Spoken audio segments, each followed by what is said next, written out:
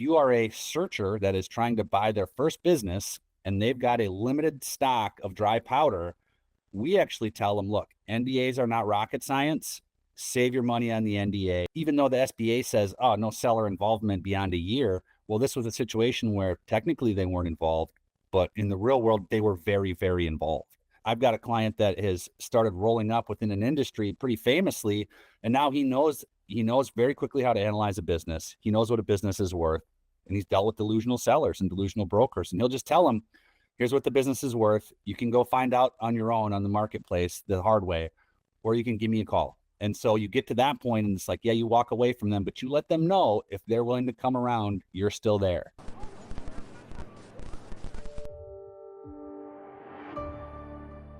So I'm an attorney that works in mergers and acquisitions, basically, buying and selling companies.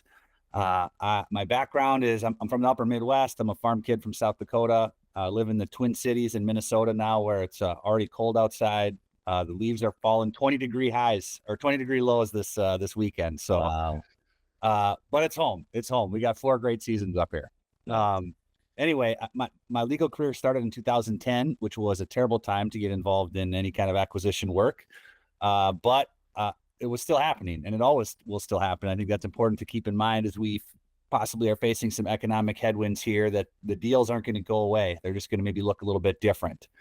So I started doing business law in 2010, 2011, continued to work at a firm, went out on my own in 2016 and started my own practice. And really, that's where I really started to focus exclusively on business deals. And so I started focusing on that space. I got connected with a website that some of you might be familiar with called Search Funder, which really drew me into this space of ETA, which is entrepreneurship through acquisition, which is the idea of people want to be a business owner. You either start a business or you acquire a business. And there's some real advantages to that acquisition entrepreneurship model. And I really started to get into that. So a lot of my clients that I met through that were first-time business buyers, right? And so really started to develop a practice around that.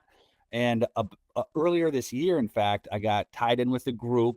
If any of you are on Twitter or X, Yes. it's called the SMB Law Group, and they have a prolific following on Twitter. And I got looped in with them they had a request where they needed some local help from a Minnesota licensed attorney.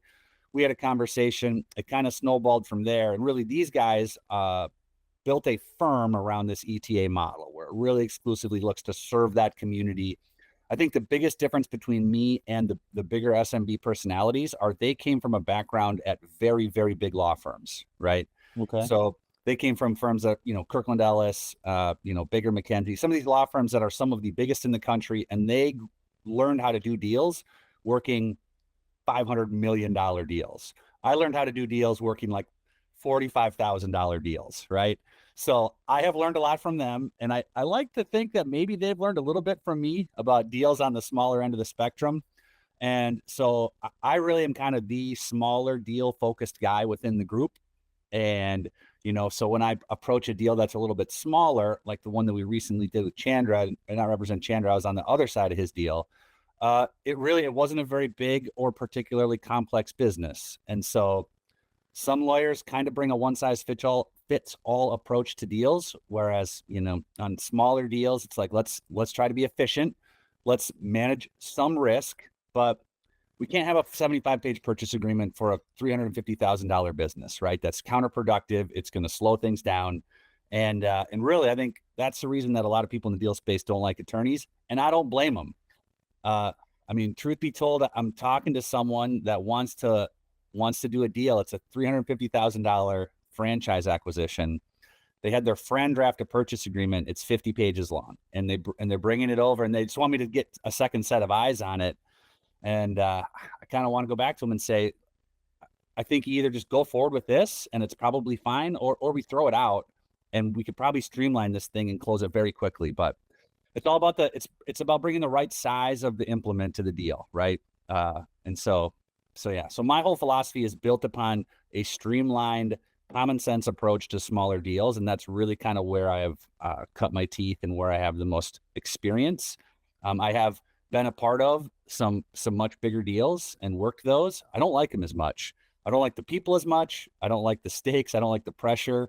I just like working with people buying businesses for the first time, like Brian, who bought Chandra's business. That guy was awesome. I worked with him for a couple of years.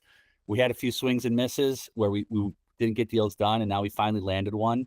Great deal, great partnership. Hopefully things are still going okay, Chandra. I haven't talked to him in a little bit, but I think so. That's my background in a snapshot. I don't want to get awesome. Too rambly here, but No, I'm I happy to appreciate talk it. to anyone about questions about deals or their relationships with their lawyers. I'm not here trying to steal anyone's lawyer relationships away if it's a good one. That's You the thing that I want the most. You mentioned something that starting out in 2012 when deals were tough and it was a tough environment. And you said that the deals are going to be different as we move forward. So can you elaborate on that? I think the single biggest switch that I've seen in the last couple of years is reacting to the rising cost of debt. Okay. The sellers are still there, the buyers are still there, the capital is still there. It's just coming together in different pieces, right? Yeah. I'm working on a deal right now where I think a lot of sellers that want to get a certain price, the only way they can get there is to either absolutely hit a home run in finding the right buyer, the perfect strategic buyer or something like that, or they just have to carry a lot more paper in order to get the deal to the numbers where they want. And, like I'm sure your team here is familiar with the phrase, your price, my terms, or vice versa, right? Yep. And so sellers are a little bit delusional about valuation, as always. Yeah. Except for Chandra, of course. They're a little bit delusional about price. And so it's like, if we want to get to that number, that bank is not going to get us to that number, right? They're going to do valuations. They're going to protect themselves. And so the money's got to come from somewhere else. So seller carry is huge. And also the use of investors, which I think is probably something that this group has noticed too.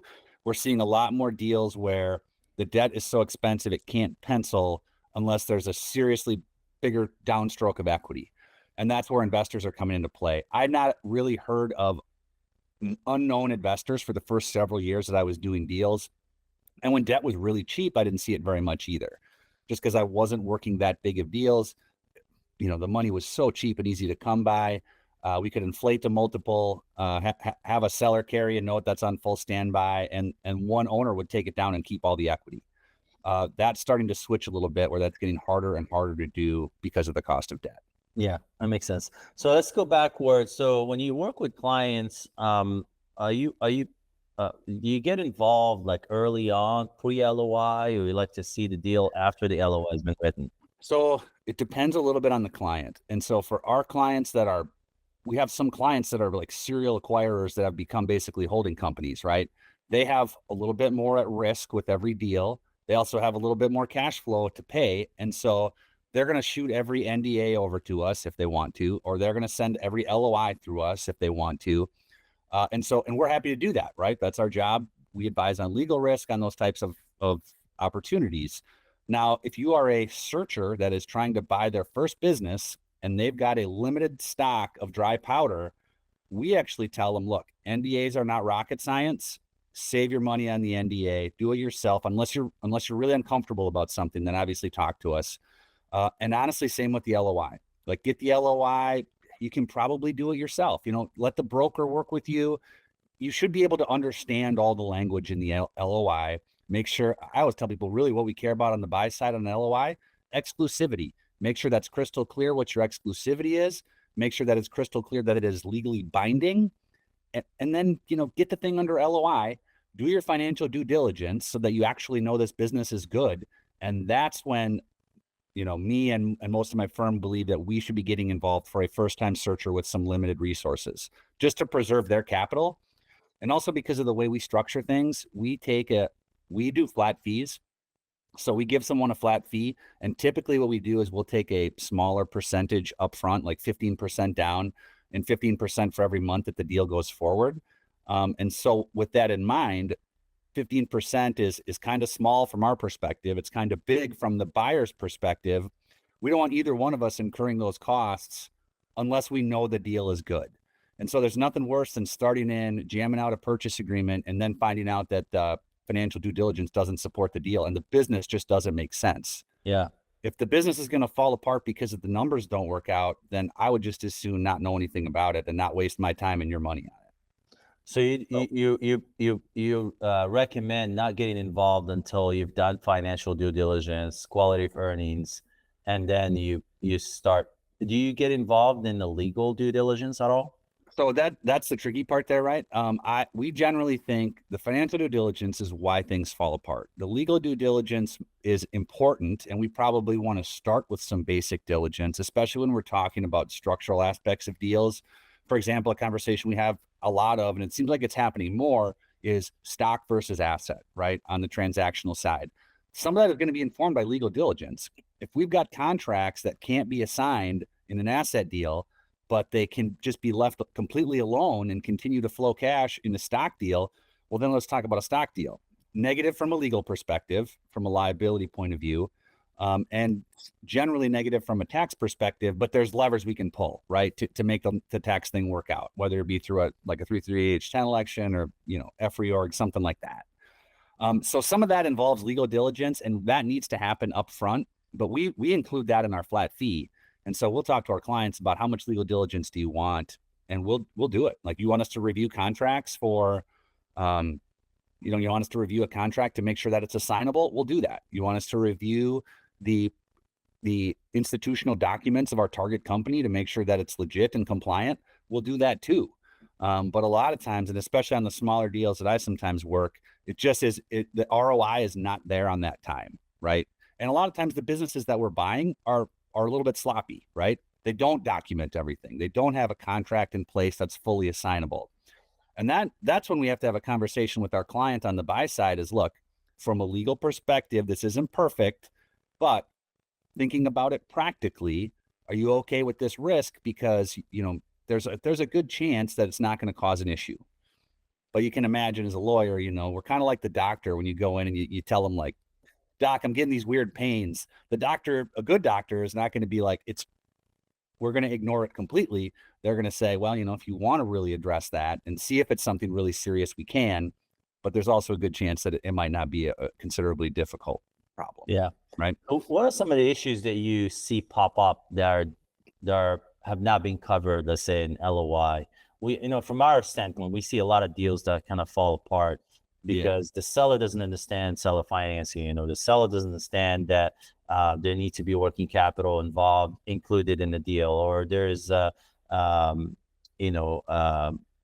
there's some terms around coverage for any risk that's coming down the line. So what are some of the things that you see that kill deals from the LOI standpoint? Yeah, I think that you hit the nail right on the head. The biggest deal killer does not tend to be minor legal things that pop up later on. They tend to be things that are financial, that weren't addressed up front, and that seller either doesn't understand or didn't anticipate. And working capital is a perfect example of that, especially in some smaller deals.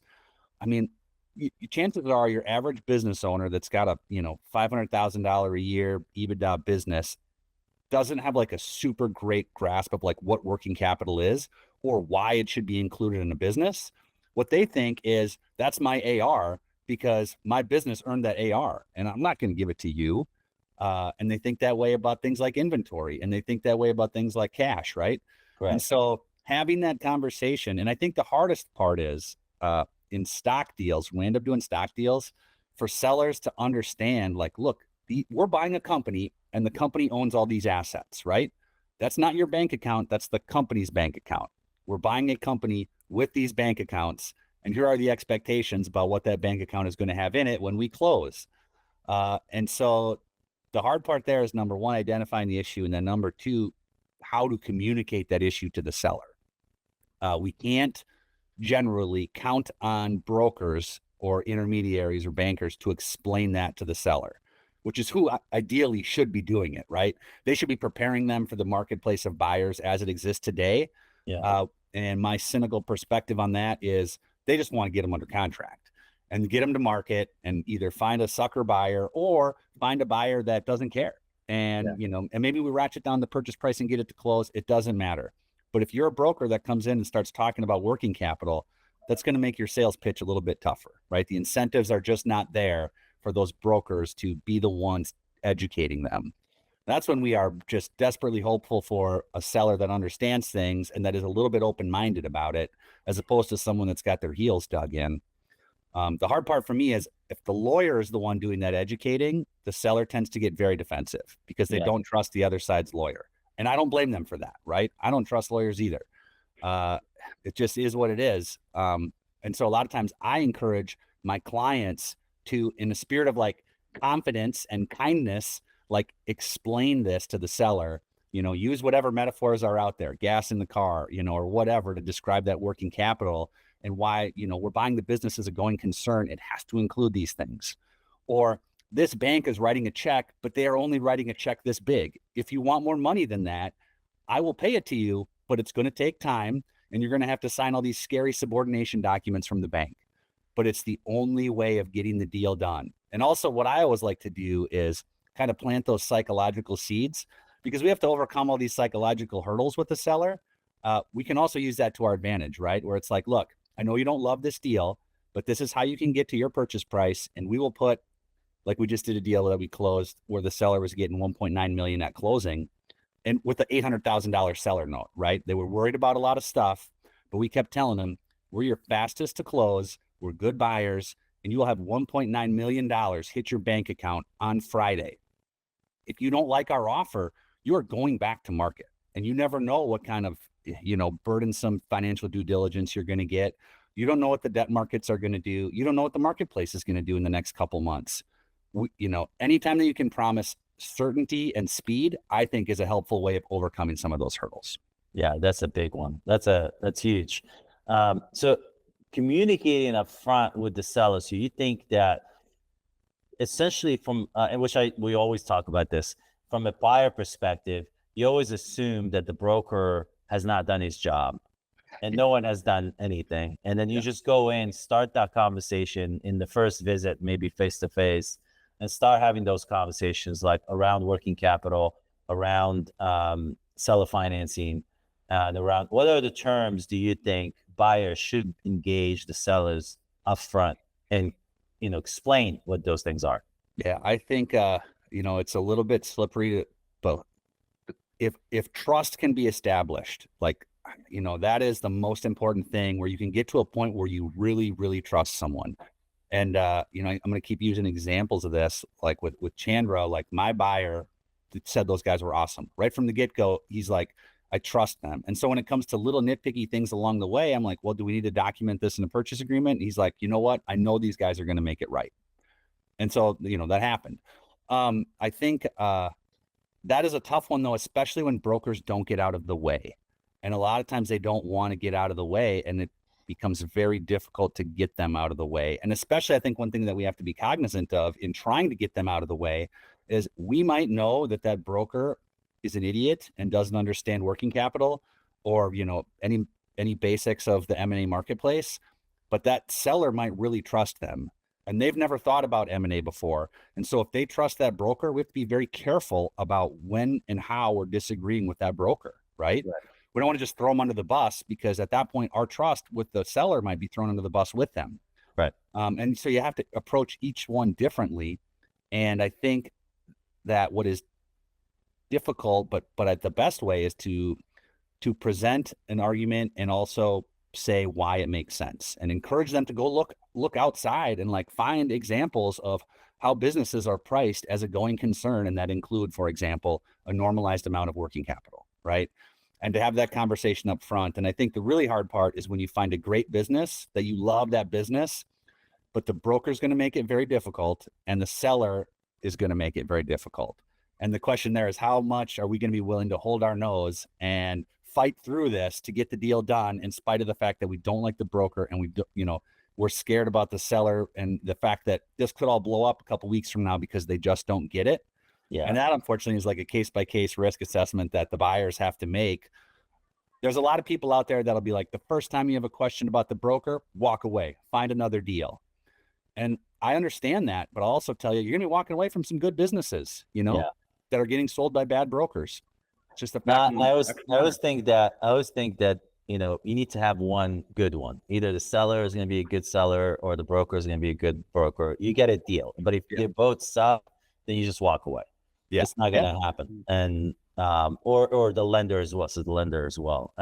So in terms, so we mentioned working capital. We mentioned the seller financing. Can I throw one more terms? real quick Yes. point? Yeah, Just go ahead. super quick on that point. A lot of times what I think is sort of a little bit of a middle ground. And I think that this is possible, especially when you're more comfortable and this isn't your first acquisition where you're desperate for it to close, is if you have a seller that's delusional and a broker that's delusional, you politely and kindly explain your difference of opinion, let them know what you're willing to do if they're willing to cooperate, and then walk away.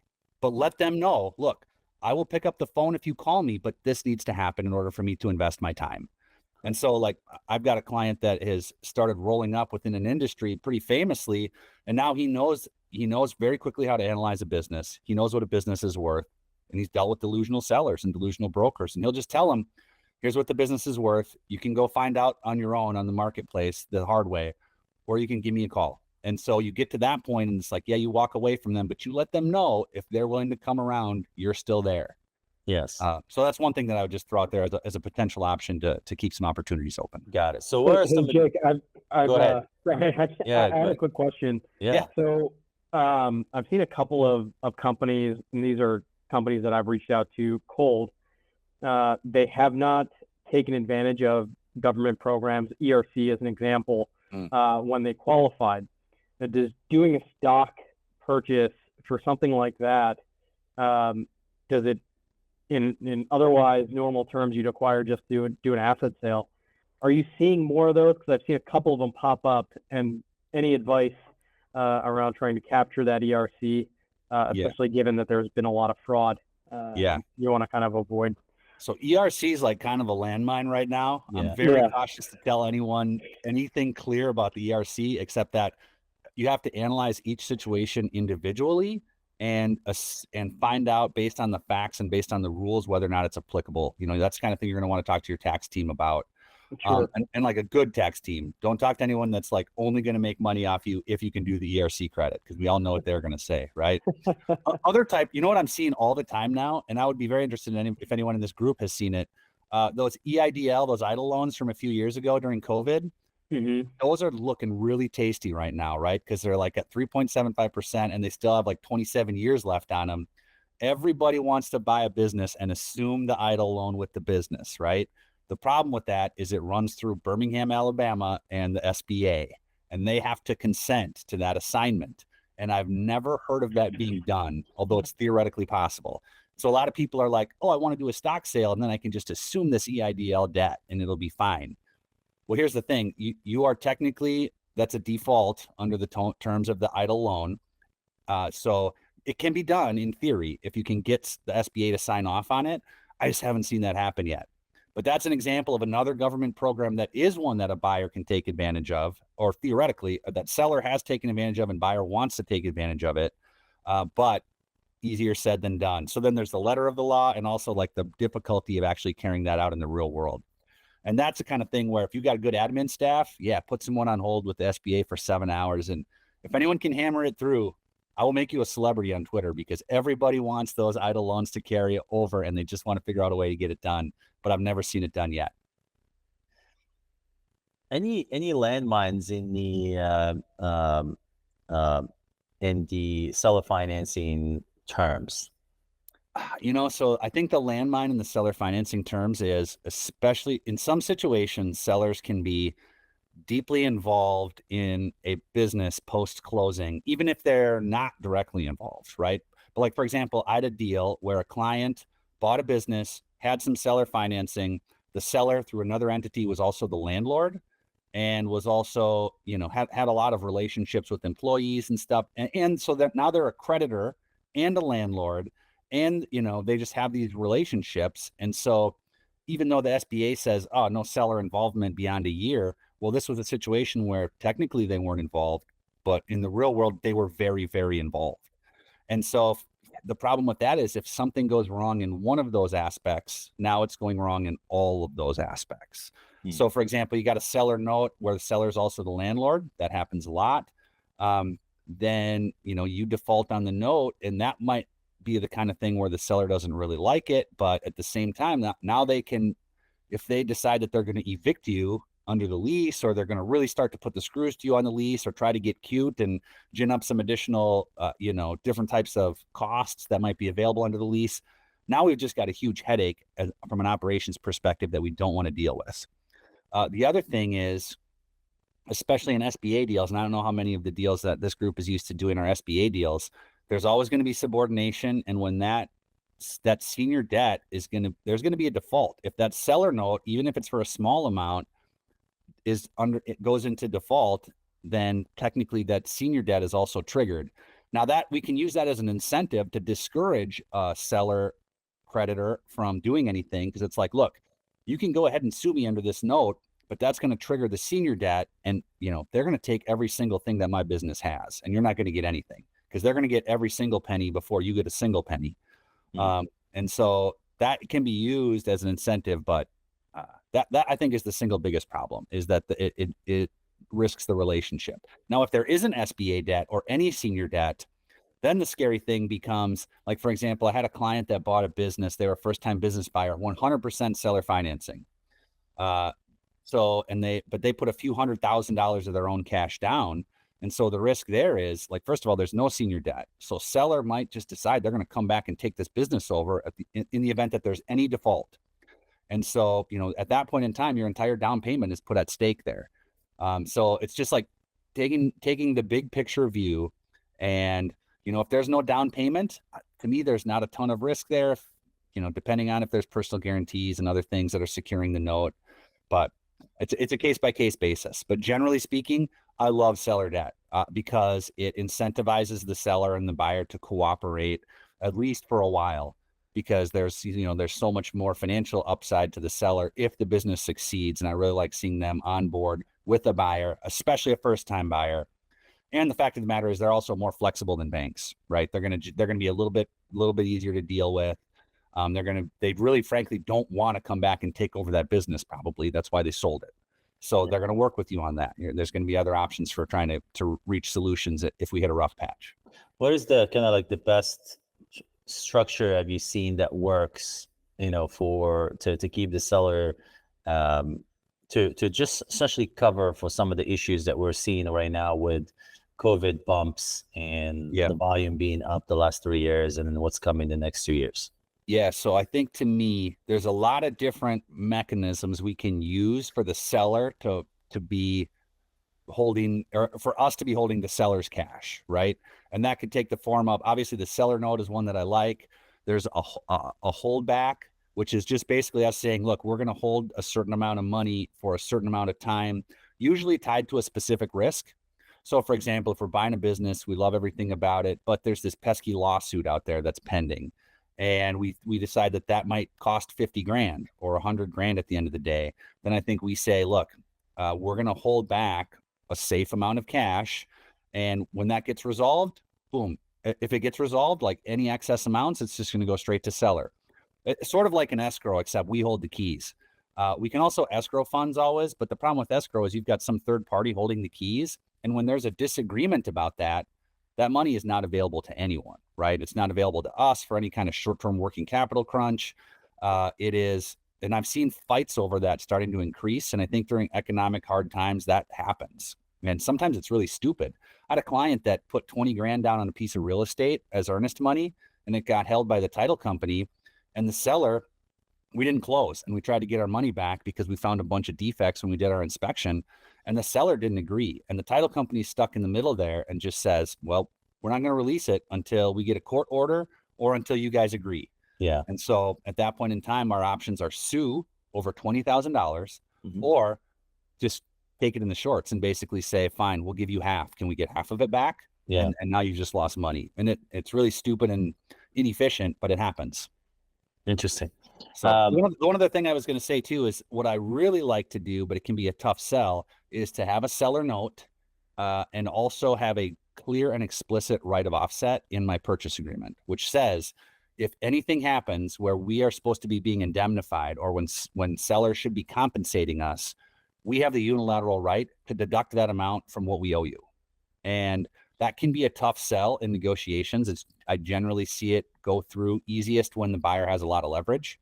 And then they can say, like, look, we are going to demand this. Or sometimes they'll be like little in between spots, but basically going then and saying, if anything goes wrong, we have the ability to deduct this from the seller note, which you don't have to do that. You don't have to have it in writing to deduct it from the seller note, but you're a lot safer when it's in writing and has been agreed to by both parties. Does that make sense? Yeah, it makes sense. So now it takes me to the reps and warranties. What's your thinking there? I mean, the reps and warranties are critically important. And I think the hard part there is, and I think the biggest difference where I see between what large, particularly sophisticated M&A shops and smaller Main Street deals are, is the level of specificity in those reps and warranties and the accompanying schedules that come along with it, right? So, for example, let's say, on a few $100,000 deal, I might say, well, look, we're just going to have a rep that says all of our, we don't have any employee lawsuits and we don't have any pending employee lawsuits, and all of our, all of our employees are going to be terminated at the closing, and you can be hired by the buyer. And maybe we capture that all employee benefit programs have been provided to the buyer. And, that takes about one paragraph. But it kind of covers things from a high level, but not with a lot of specificity.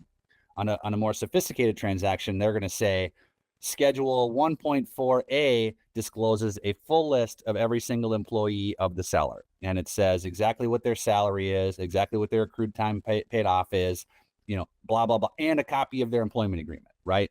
So the paperwork is much more significant, which is good. Generally, from a pure legal perspective, we want as much information as possible so we can read it and assess the risk. If you're buying an operation with 4 employees and they got hired on a handshake because they're the seller's cousin, and they might be dynamite employees, right? They might be very good. And so the more we burden them with these types of document requests, and the more that representation and, the rep and warranty language becomes more complicated, the more it's going to bog down things. And as we all know, anytime the deal drags out, it's at risk of falling apart. And so the hard part there, and the judgment call that I try to make with my clients, is where's that middle ground that makes sense on a given deal? And a lot of it comes back to trusting that seller. And what is the level of trust here?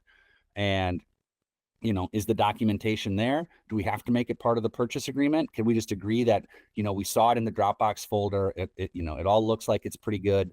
Let's streamline this process. And sometimes that might not be called for, right? Sometimes we don't actually have a lot of trust. And so, for example, if we know that we love the business, but the seller is, for example, maybe got some employees that they're paying cash under the table for one reason or another, we want to make sure that we have a little more disclosure in that circumstance, right? At least that's my inclination as an attorney. I'll always stand down if my client wants to take a risk, but I'm going to make sure they understand the potential downside of that risk, right? Yeah, no, that makes sense. So in terms of we're going back to working capital, with a situation where there is a peg and there's a holdback in escrow, what are some of the terms or some of the things that you want to make sure you cover in the purchase agreement? Yeah. So to me, I think 2 things. Number 1, we want to cover it all. And number 2, we want to make it clear as possible. So sometimes on bigger purchase agreements, you'll see, there'll be a definition of what net working capital is somewhere up in a definition section. And then somewhere else, it's going to actually say what that peg number is. And it's going to describe it in financial terms, right? It's going to say, current assets minus current liabilities. And, all that stuff is fine as long as the advisors are at a level where they can understand that language and it's not going to bog things down. What I sometimes find makes sense on smaller deals is we say, here's our purchase price. Our purchase price is going to include $100,000 worth of non-obsolete inventory at seller's cost. It's going to include $100,000 worth of accounts receivable. We're not calling it working capital, right? Because that makes people's brains turn off. Yeah. We're calling it what it is. And then we say, we're going to add these columns together and say the total working capital, to the extent that it's up or down in one column or another, is going to be made up in another column, or it's going to be made up with cash at closing, right? And we're going to just make an adjustment on the funds flow. And that way we have avoided calling it working capital, and we've avoided becoming extra technical, but we have still addressed our needs. And I think one thing that is really important to keep in mind, especially on smaller deals, is don't lose sight of the goalposts. And, who cares what we call it, as long as we get what we need in some form or fashion. And the other thing that I say is, look, if we're going to get bogged down in discussions about working capital because the seller is obsessed with the idea of holding their own AR because they feel like it's theirs, well, can we just make a concession on the overall purchase price, and then they get their psychological needs met and we get our financial needs met, and let's just move forward and get this thing done if it makes sense for everyone to get it done. And that is, it's easier said than done, right? Yes. It's easier said than done, but it is one thing to keep in mind that everything can be offset by cost at the end of the day, right? We just move that money around from one column to another and get the deal done. Yeah. Any terms or any like sections within the lender side from a lending perspective? What do you like to see buyers look at, cover, make sure they understand?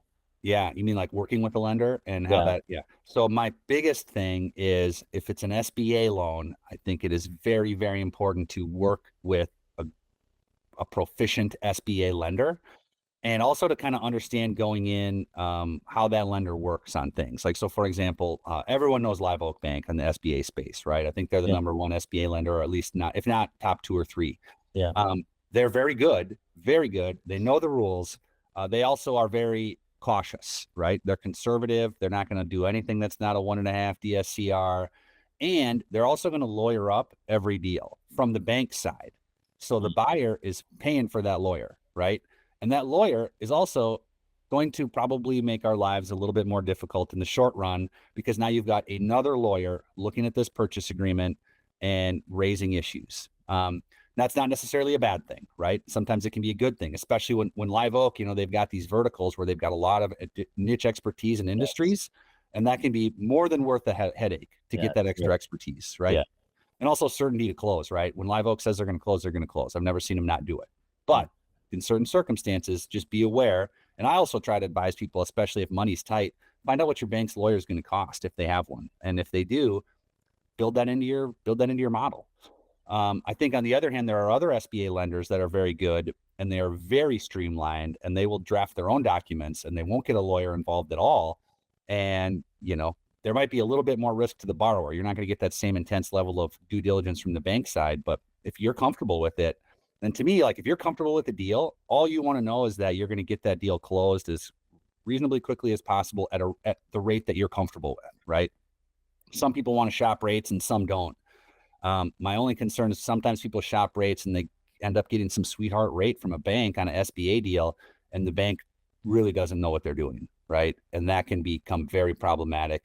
I mean, I've had lenders and SBA stuff just tell me stuff that's just factually false that they don't understand, but they got some information somewhere down the line and they're afraid they're going to violate an SBA rule if they don't call it out.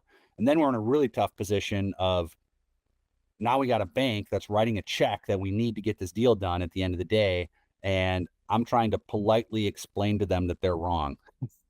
And, it gets to be a delicate dance, but so it can be really helpful to work with the right SBA lender. As far as other situations go, to me, I've got a few clients that have managed to find crazy non-recourse debt in different places. And if they can do that, that's such a unusual product that, we got to play by their rules and be fully prepared for, that non-recourse is going to come at an additional cost, probably through legal and also maybe through documentation.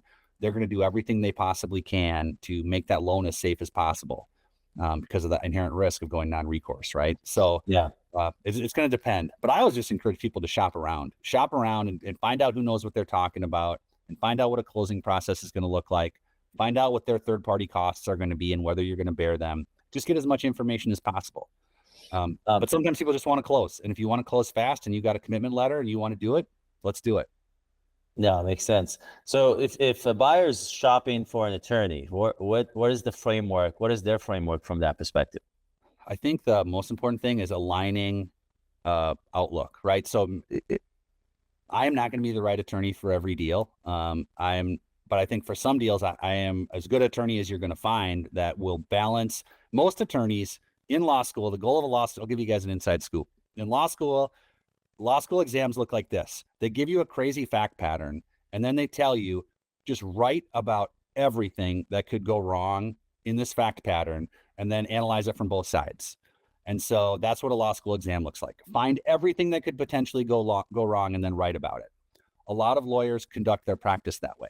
They're going to look at a deal and they're going to think about everything that could possibly go wrong. And they're going to say, let's put it in the PA. And so to me, that is great if you are extremely risk averse and you are more concerned about not doing a bad deal than not getting a deal closed, right? Yeah. And that's fine. I think especially sometimes with very risk averse first time buyers, by all means, if that is what you're comfortable with, you should absolutely do it. There are plenty of lawyers out there that can do that.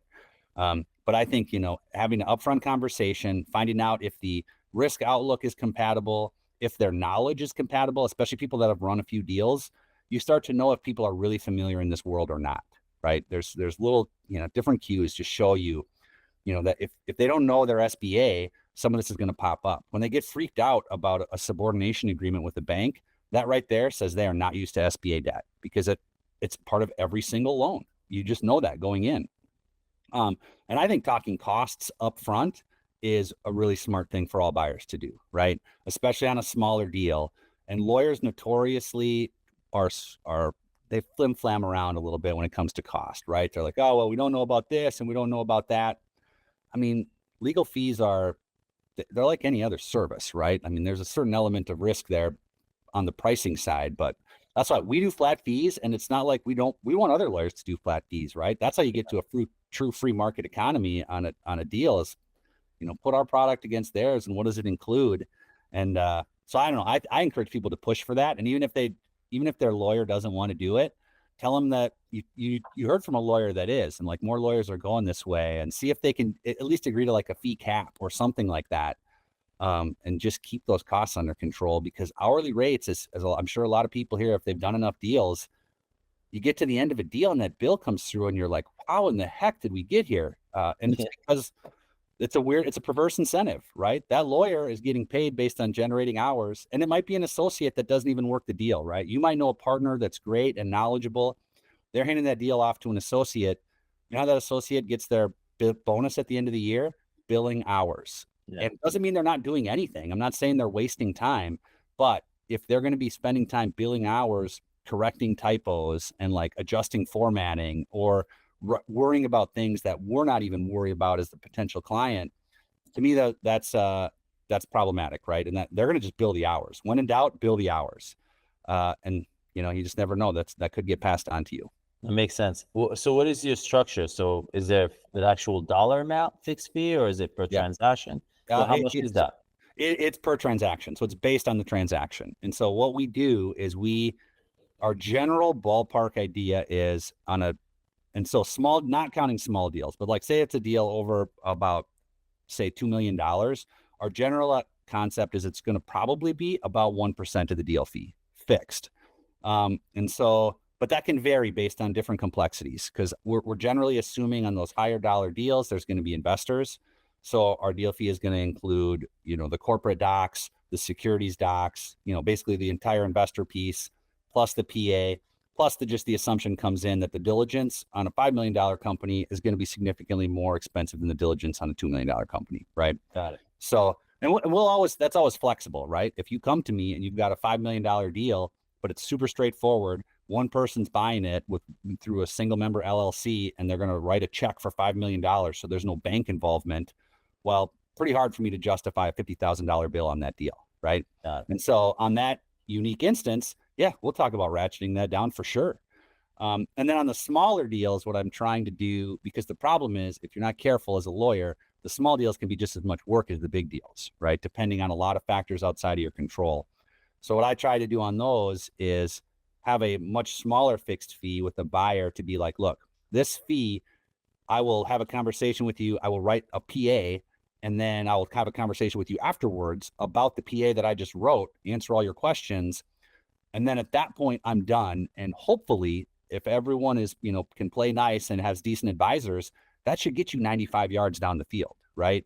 But you actually have some understanding about it. And I'm trying, one of my goals as a business person is to commodify that product and really make it a good one. Like what I actually want to do, give you some inside baseball. I'm trying to draft like a purchase agreement that also includes basically like a cliff notes on the side where I can draft the thing, and it can be, you can read through it if you're a careful buyer, read through it yourself, have it explained to you, where I don't have to explain every single PA, right? That's I've had so many conversations in my life about what an indemnification clause is. My goal is to just reduce that conversation going forward and just put it in writing, clear writing that people can understand. And I think that, and really just to drive down those transaction costs on the small deal space, because I love small deals. I think there's so much potential, especially in baby boomer businesses, where they might be doing a couple $100,000 in discretionary earnings, but you tweak a couple of things to get that low hanging fruit. You bring a little tech in there, like you bring some modern management tools in there, and you can blow those profits up very quickly, right? Yeah. So I love that idea for people that want to get in the entrepreneurship game, because that's what I really like. I want more people to be entrepreneurs. I want more businesses to be small businesses, because I just think they're that much closer to their customer base. And I don't know, entrepreneurship's awesome. That's what we like to do as well. Yeah. So essentially, what you try to do, you try to give a PA with a little course, Yeah. on that PA, and they can go take it from there. But also for it to be tailored towards that deal, right? Yes. Like not super tailored, but like somewhat tailored. Like it has your business's name on it, and it has your purchase price breakdown and your working capital allocation, all that stuff in there. Yeah. But I'm just not there quite yet. I'm working on it. And have you seen, having done so many deals over the last 10 years, have you seen any deals boomerang back to you with some issue? You know what's funny about that is that, so I've done a couple of deals now where I've been in the game long enough where I've worked with a buyer that also then exited, right? And sometimes that's a home run exit, and sometimes it's things aren't going that great. Like, I got to get out of this business. This wasn't the right move for me. Yeah. And what gives me hope about some of those is that even in a lot of bad acquisitions, if we acknowledge up front that there's a problem and we don't wait until the wheels have completely fallen off, you can get that business to another buyer without completely losing your shorts, right? Like you can get it, move it. Maybe it wasn't a home run. Maybe you didn't make a lot of money. Maybe even you lost a little bit of money, but you avoided bankruptcy, right? Yeah. The ones that are really a bummer, and I've only had this happen one time, is I close a deal. I don't think twice about it. And a few years later, I get an email out of the blue, and it's a bankruptcy attorney. And he says, hey, I need to see all the deal docs. Clearly that business, something didn't work out. My guess is it wasn't a legal thing, because I would have heard about it. It was probably just either a bad fit, maybe a bad culture fit, maybe a bad business fit. But something happened and it went wrong. That's the only time I've seen that happen. Other times, though, I've seen the exit happen. They're able to throw the parachute before things get really bad. And what happened in that situation? Was it the operator? Was it the business? Do you remember? On which one? On the bankruptcy one? Bankruptcy one, yeah. It was a former CEO that was buying a company for the first time, and it was a trade business. It was like an electrical contractor with a union workforce. And there was some stuff in there where I was slightly concerned. These blue collar businesses, I really like them, but I'm concerned about really smart people that haven't had a lot of blue collar experience in their life taking over, because you need those boots on the ground to have a business. And if you can't communicate to them, you will lose them, because they have options to go places in this marketplace. Yeah. And that's, I think, I don't know for sure, but I'm suspecting a little bit that he wasn't able to communicate with his critically important workforce. And when you do that with a union workforce, things can get ugly really quick. Yeah, it's exponential. Yeah. That's a cultural compatibility, if you will. Yeah. But like, for example, there was another client of mine it was a very specialized business. It was in the medical space, and the guy was an eye doctor, and he bought a business, and it wasn't doing what he needed it to do. And a few years later, he sold it. And he got out of it. It was enough to cover the SBA loan. The SBA loan obviously got paid off at the end of the day. His outstanding balance on that. Put a few bucks in his pocket, but the cost to that him was, he probably made a couple of years of below market salary because the business wasn't doing what he thought it was going to be doing. And there's a lot of stress involved there.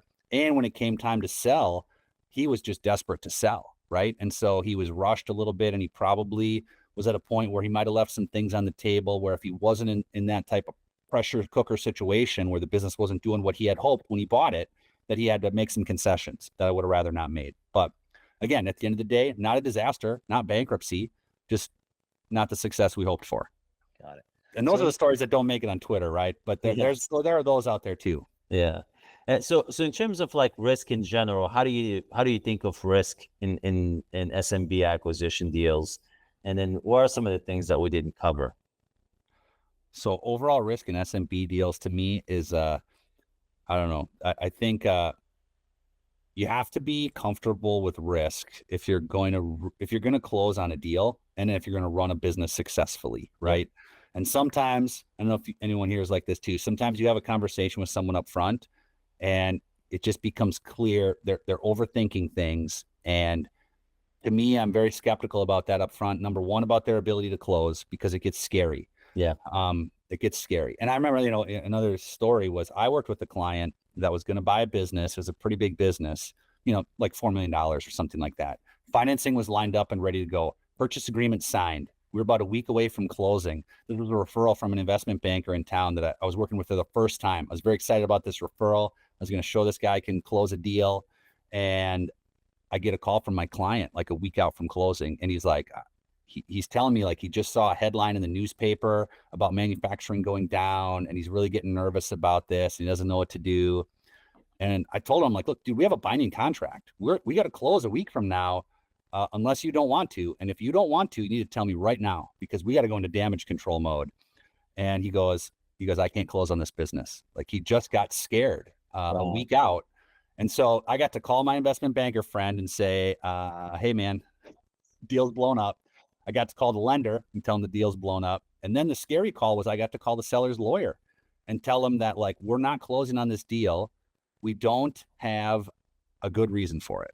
Right. I mean, I don't think I said that. I mean, I'm not an idiot. So I think I called him and I was like, we've got some real concerns and it doesn't look like we're going to be able to close this deal. And I knew the lawyer a little bit, and he was pretty practical. And thank goodness he was like, all right, we got to go back to market. That's the best thing for my client, is to just get back to market if you're not going to close this deal. They might have kept some earnest money. I'm not really sure. Yeah. But the fact of the matter is, he could have been like, we have a binding agreement. You don't close this deal, we're going to sue you for all of our damages.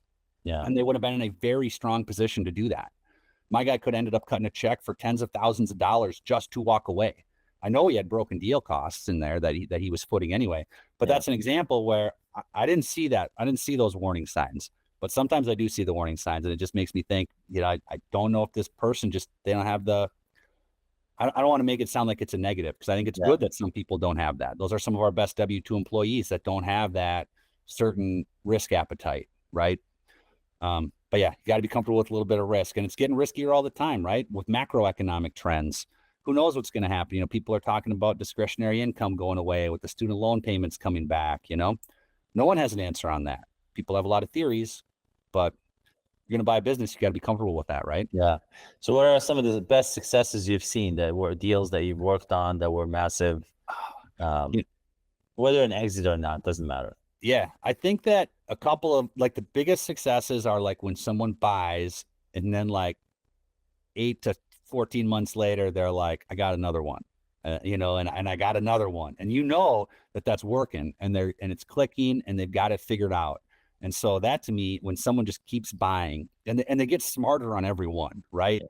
And so sometimes they show up and they've got some really creative ideas about getting things done. And that's when it gets fun. Or when they get to the point where they're like, I found the perfect tuck-in acquisition, and it's like $250,000. And they're just like, Jake, just get this thing closed. Like, I don't want the big purchase agreement. Like, what my biggest fear in this deal is the seller walking away. Yep. Just let's get it across the finish line. Those deals are fun, because it's like, all right, we are just cooking with gas right now. Let's get this baby closed. I think of other ones where clients have had those enormous financial home runs, right? And a lot of times I don't hear about it. They come out of the blue, right? I helped someone buy a business for $450,000 one time, little manufacturing business. He had a couple of them. So there was some synergies coming into play here. And the next time I talked to him, he's like, hey, I want you to review this LOI from a PE firm that just came across the wire, $4.5 million. The guy literally 10x'd his business. That was such a small business that a lot of people in the space would be like, don't look at that business. It's too small. Like, it's not worth it. But it was worth it for this guy. And, wow. At the end of the day, like, just those moments where you just, I hadn't thought about this guy's business for a year. And all of a sudden I hear about it. And it's, in the meantime, in that year, he had just built in tons of growth. And that, to me, is what is super exciting about it, is when stuff like that happens, everybody wins, right? So where are you seeing a lot of the movement, a lot of the momentum going to right now? I think, to me, the momentum is going towards people that can either get comfortable with debt or like come up with ways to minimize their debt, right? Because that's the big thing that everybody has to work around right now, are these interest rates. And, there's more floating rates out there now that that are scary, right? Like everybody wants to think they're going to go down, but I think realistically, we all think they could go up too, right? So it's getting harder to pencil those loans. So the people that can do that, and I think the one thing we talked about this earlier too, brokers can be so problematic that I'm a big fan of off-market deals, while also acknowledging that off-market deals have their own batch of problems, right? But if you can get to a point where either through industry contacts, those are the ones that I really like, industry contacts where you can do it in a space that and you have relationships, and you can get a deal done without a broker for a fair price. It's tricky, but if you can do it, that is a home run. And and I really like doing those types of deals. In terms of like raising capital, what are some of the structures that we've seen work best?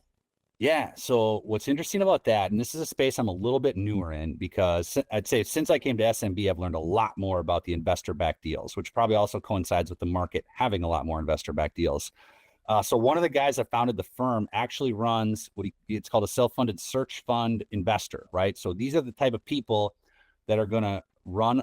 His is called Pursuant Capital. Sam Rosati is his name.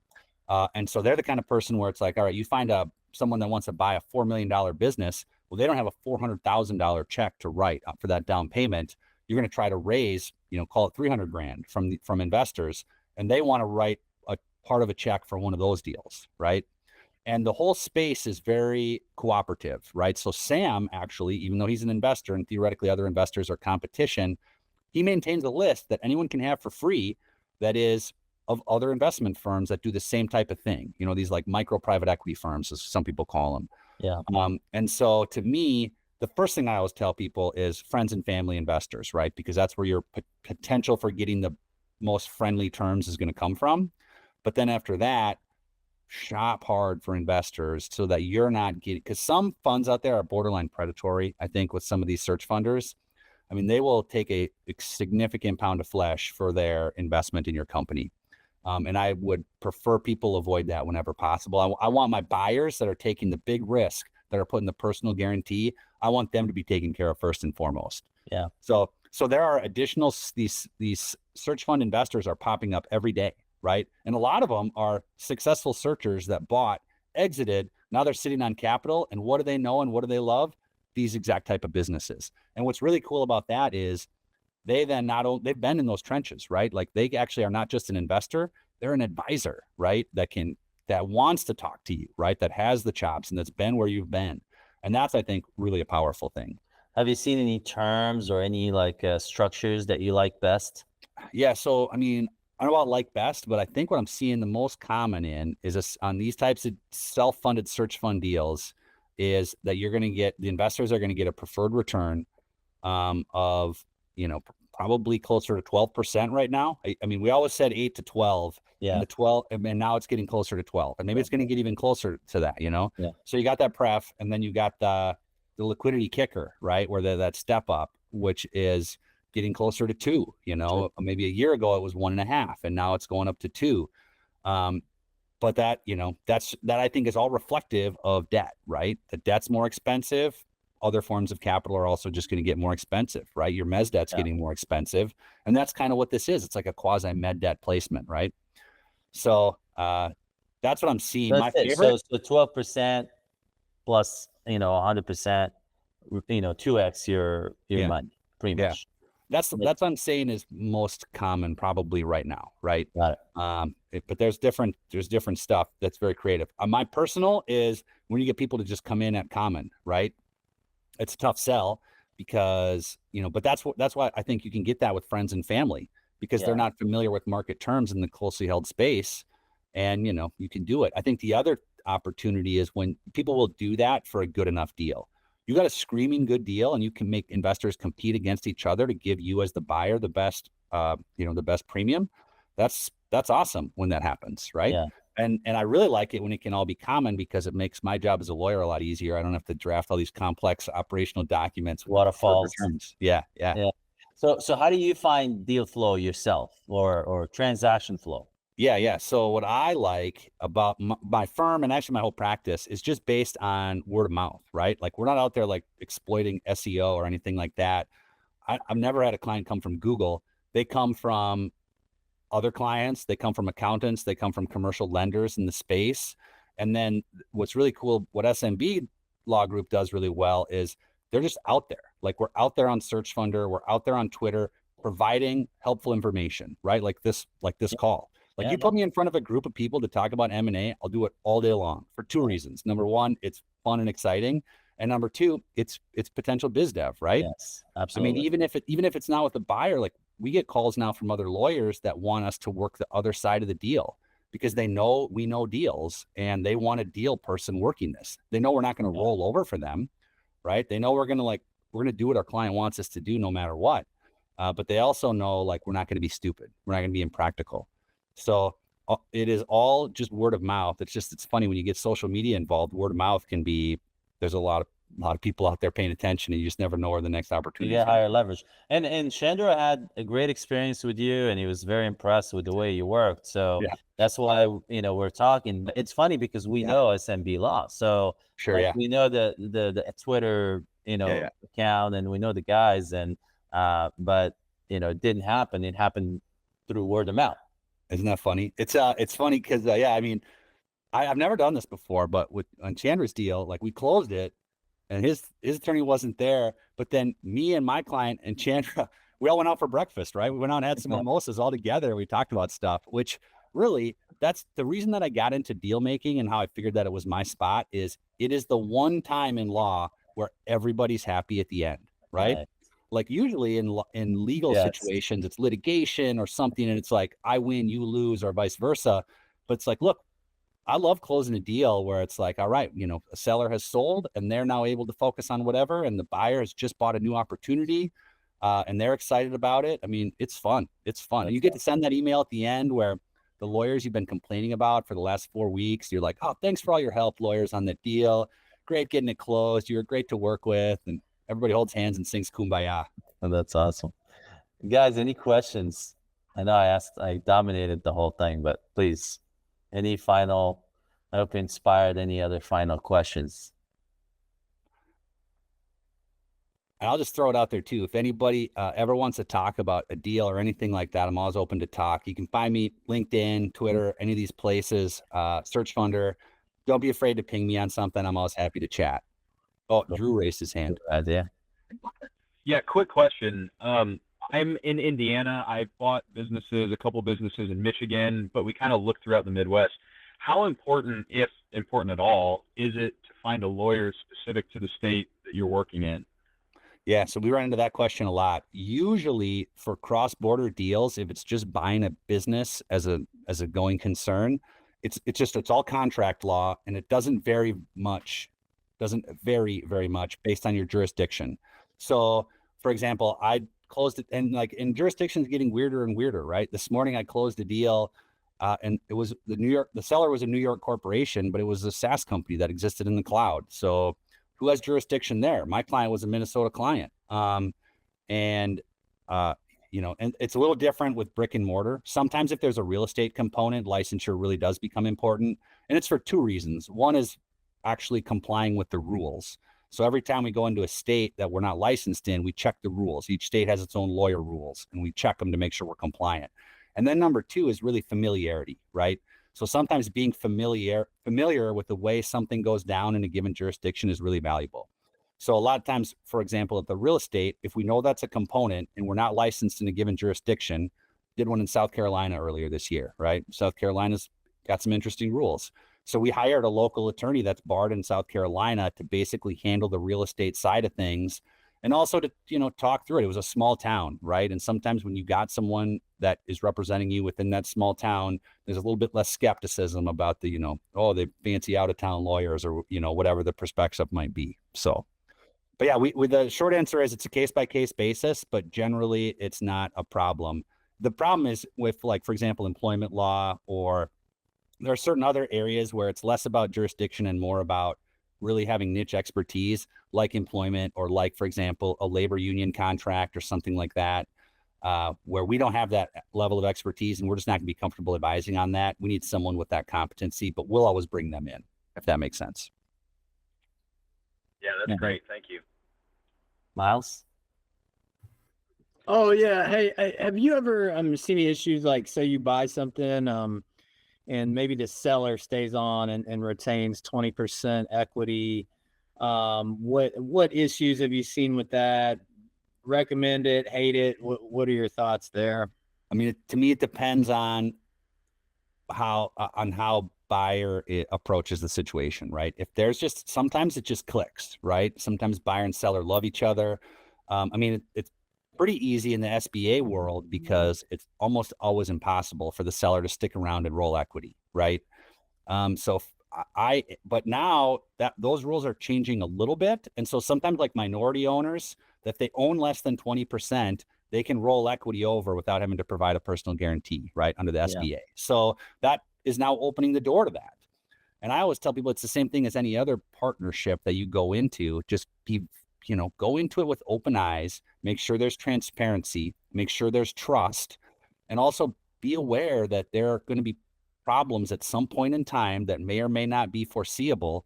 And when it comes to a seller that has maybe built a business from the ground up and hired all these employees themselves, when they disagree with how you as the buyer are doing things, that causes problems, or it can cause problems, right? Especially if they're stubborn, or especially if they're the kind of person that's going to talk behind your back.